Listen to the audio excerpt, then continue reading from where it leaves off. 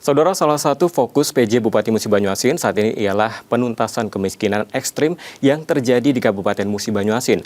Melalui Dinas Sosial, PJ Bupati meluncurkan program Bantu Uma. Dan seperti apa lengkapnya program Bantu Uma ini, saya akan membahasnya bersama dengan Bapak Apriyadi Mahmud, PJ Bupati Musi Banyuasin yang sudah hadir di studio Kompas TV Palembang. Saya sapa terlebih dahulu. Selamat pagi, Pak Apriyadi. Selamat pagi, Bung Robi. Apa kabar? Alhamdulillah sehat. Alhamdulillah, baik-baik. Baik Pak, sebelum kita berbincang lebih lanjut begitu terkait yang saya katakan tadi adalah program Bantu Uma begitu Pak ya. Nah, boleh diceritakan terlebih dahulu sebenarnya apa yang melatar belakangi program Bantu Uma ini diselenggarakan di Kabupaten Musi Banyuasin begitu Pak.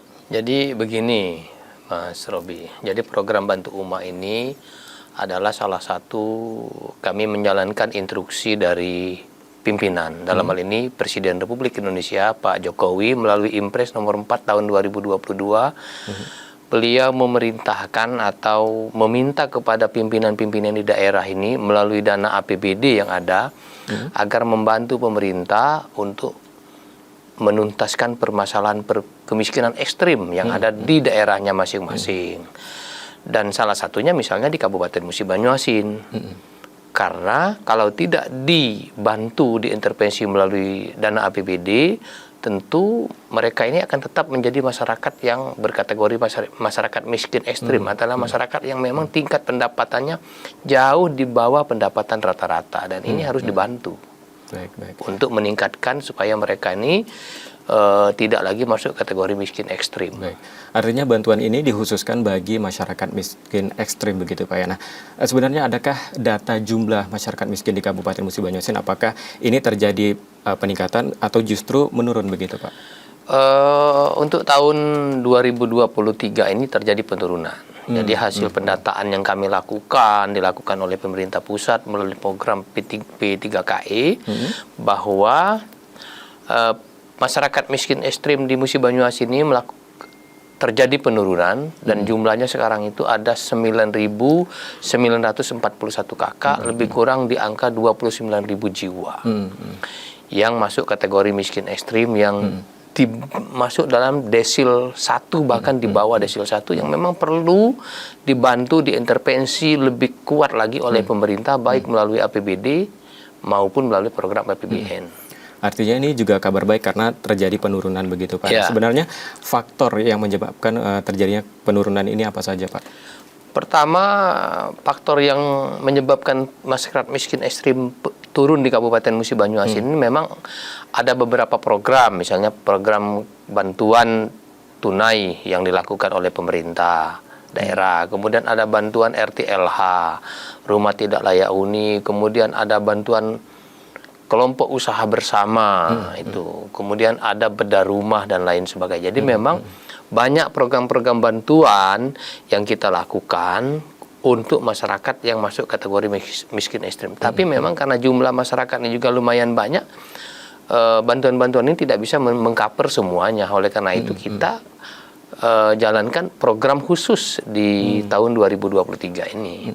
Nah, sebelum adanya program Bantu Uma ini Pak ya, apakah sebelumnya sudah ada program serupa begitu terkait dengan pengentasan kemiskinan? Dan sejauh mana, apakah cukup efektif begitu Pak?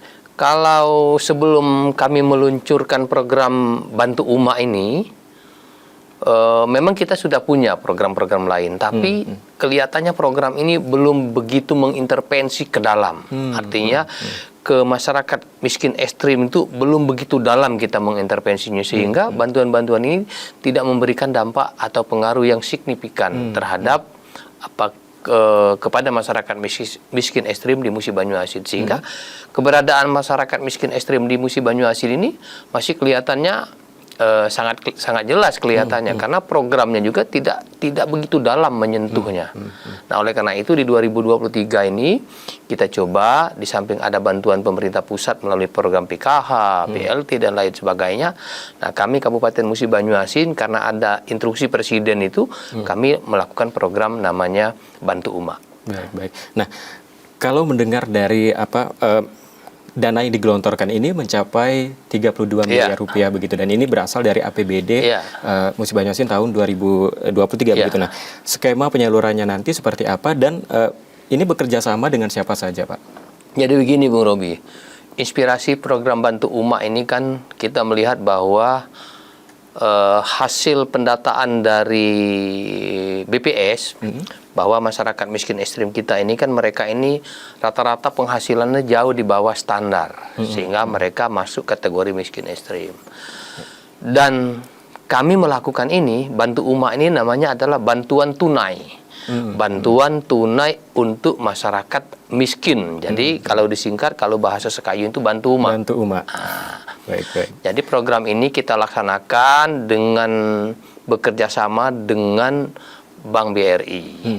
Jadi uang yang kita programkan ini tidak kita kasihkan dalam bentuk barang, tapi kita kasihkan dalam bentuk uang kepada masyarakat, tapi non tunai. Mereka kita bukakan rekening, kita buatkan buku tabungan, kita berikan ATM sehingga mereka setiap bulan bisa datang ke ATM atau briling BRI terdekat untuk tiap bulan mencairkan uang Bantu Umak ini. Baik. Nah, saya dengar juga ini diberikannya kepada umak begitu ya? Atau ibu-ibu rumah tangga begitu. Nah, ini juga sangat menarik dan juga mungkin jumlahnya juga nanti kita akan bahas begitu lebih lanjut begitu Pak. Dan saudara, usai jeda kita masih akan melanjutkan perbincangan terkait dengan Bantu Umak. Tetap bersama kami di Sapa Sumbaksel.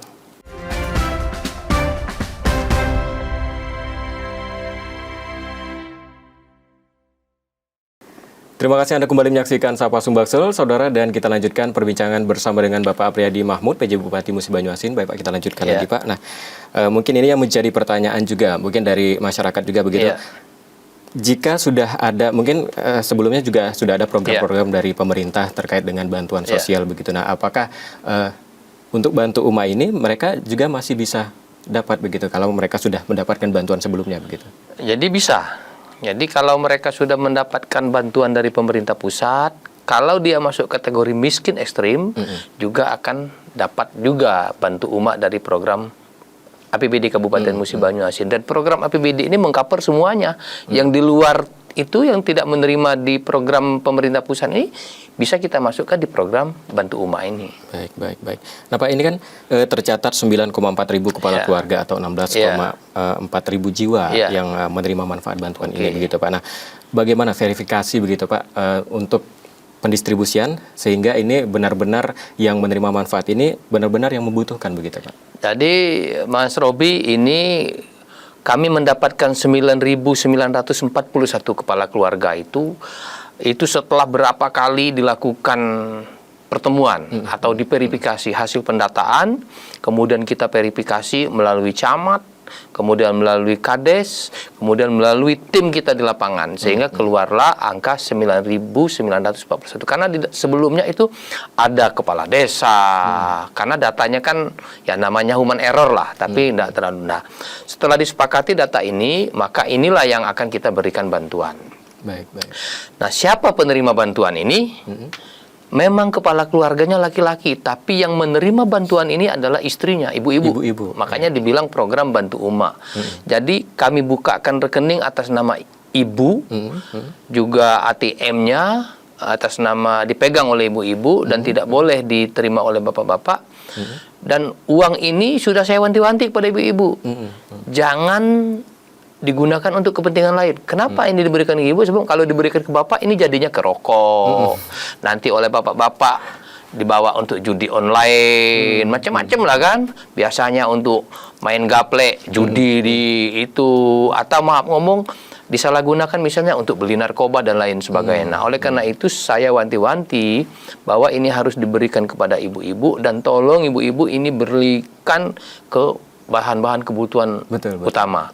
Beras, gula, bawang, susu, dan lain sebagainya. Jangan sekali-sekali saya bilang diberikan ke bapak-bapak.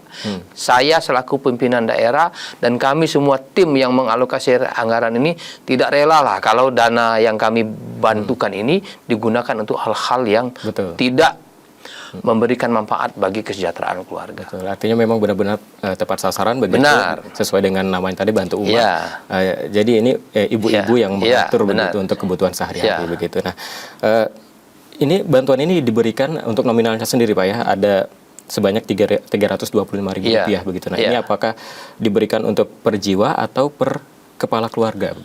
Jadi sistemnya setelah kami konsultasikan dengan pendamping dengan pihak APH juga, mereka menyarankan bahwa program ini diklasifikasi. Kalau misalnya satu keluarga itu jumlah anggota keluarga 1 sampai 3 itu dikasihkan 1. Tapi kalau 3 sampai dengan 6 dalam anggota keluarga dikasihkan 2. Tapi kalau lebih dari 6 dikasihkan 3. Kan lumayan, kalau dia dapat 2 itu artinya 325 dikali 2. 600 sekian, 650 dikali misalnya 6 bulan, kan lumayan. Dan cukup besar. Dan menurut informasi kami sudah konsultasi dengan BPN TNP 2K pusat di Jakarta, bahwa bantuan yang diberikan oleh pemerintah daerah Kabupaten Musi Banyuasin melalui program Bantu Uma ini cukup besar dan memang nilainya signifikan untuk membantu menuntaskan masyarakat miskin ekstrim, apalagi diberikan setiap bulan. Ini diberikan setiap bulan. Setiap bulan. Bukannya 6 bulan sekali, setiap bulan. Juli, Agustus terus sampai dengan Desember nanti akan kita bayarkan. Dan tahun depan juga insya Allah akan kita programkan. Nah, untuk pengawasannya sendiri seperti apa Pak? Ini kan diberikan tadi kata Bapak setiap bulan begitu. Ya. Untuk pengawasan seperti apa Pak? Kita pengawasan pertama kita punya pendamping. Jadi ada TKSK, ada pendamping PKH, kemudian ada adik-adik Karang Taruna, ada para pekerja sosial yang memang kita minta mereka untuk melakukan pendampingan. Di samping memang kontrol kita melalui Bank BRI. Kita ingin lihat ini, setiap bulan uang yang kita dorong ke BRI ini berapa persen ditarik oleh masyarakat. Kalau dia ngendap sampai 30% aja ngendap, artinya ini ada yang tidak efektif. Nah, tapi kita lihat berdasarkan hasil verifikasi kami, uang ini paling lama 1 minggu. Begitu kita dorong hari Senin, mungkin hari Jumatnya sudah ditarik oleh masyarakat. Artinya memang masyarakat yang menerima bantuan ini memang benar-benar memanfaatkan uang bantuan ini untuk keperluan-keperluan kebutuhan hidup dia setiap hari. Baik. Nah, Bapak katakan tadi ini bantuannya diberikan melalui rekening begitu Pak. Nah, dan di akhir Agustus lalu ini penyalurannya sudah selesai didistribusikan begitu. Nah, untuk pendistribusiannya sendiri ini adakah kendala yang ditemukan begitu Pak? Alhamdulillah sampai sekarang kami belum mendapatkan laporan bahwa ini ada kendala, karena ini kan semuanya kita melalui rekening. Dan alhamdulillah juga BRI ini dia di desa-desa itu semua punya namanya agen briling. Jadi masyarakat, ibu-ibu yang pemegang ATM ini nggak usah lagi ke BRI. Cukup dia ke agen briling, gesek, masukkan nomor PIN-nya, sudah. Tinggal nanti transaksinya, dia ngambil uangnya di warung.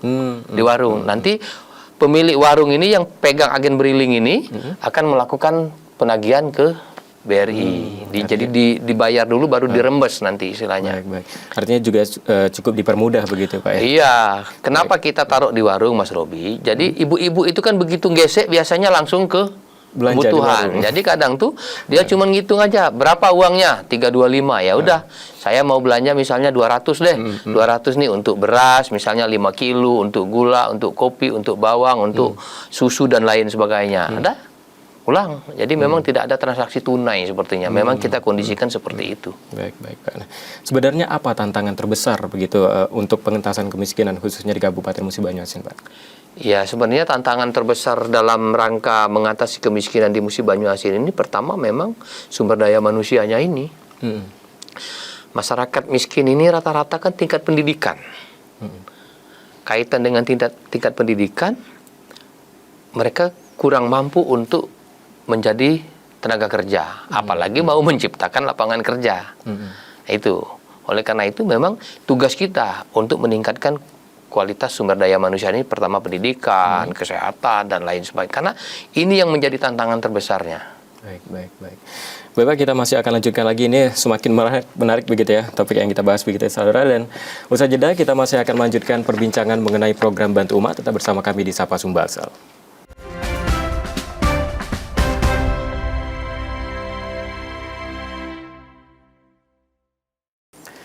Terima kasih Anda kembali menyaksikan Sapa Sumbaksel, saudara, dan masih bersama saya Bapak Apriyadi Mahmud, PJ Bupati Musi Banyuasin. Baik Pak, kita lanjutkan lagi. Nah, mungkin ini juga yang menjadi pertanyaan begitu Pak ya.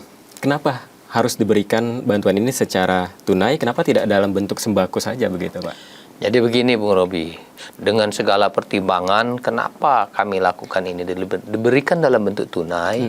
Pertama, karena kebutuhan masyarakat kepala keluarga itu kan masing-masing berbeda.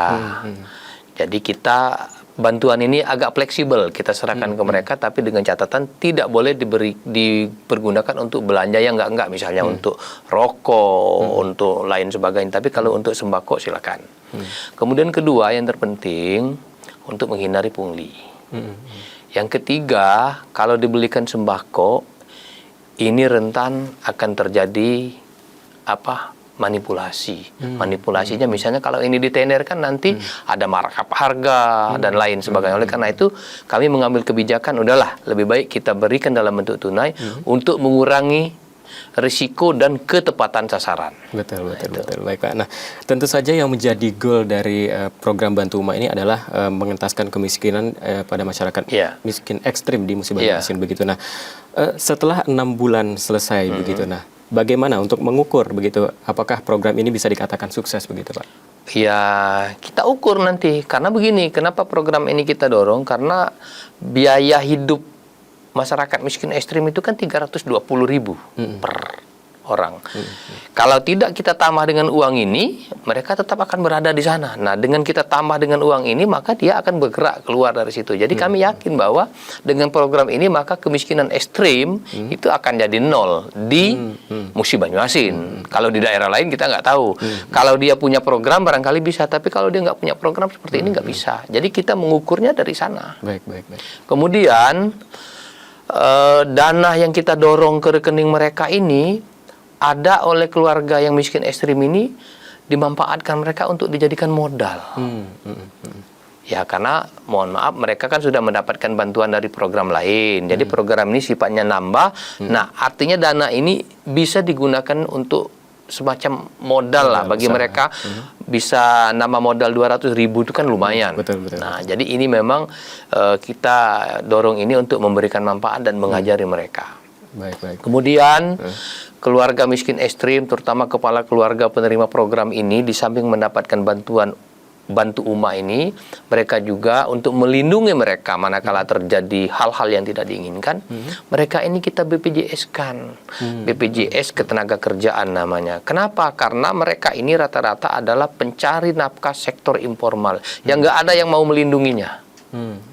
Kalau si kepala keluarga meninggal, coba bayangkan siapa yang mau membiayai keluarga.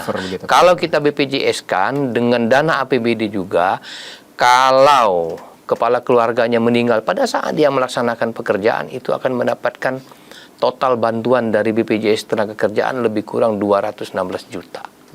Tapi kalau dia meninggal di rumah sakit karena sakit, itu bantuannya 42 juta. Di samping ada biaya pemakaman dan lain sebagainya. Alhamdulillah.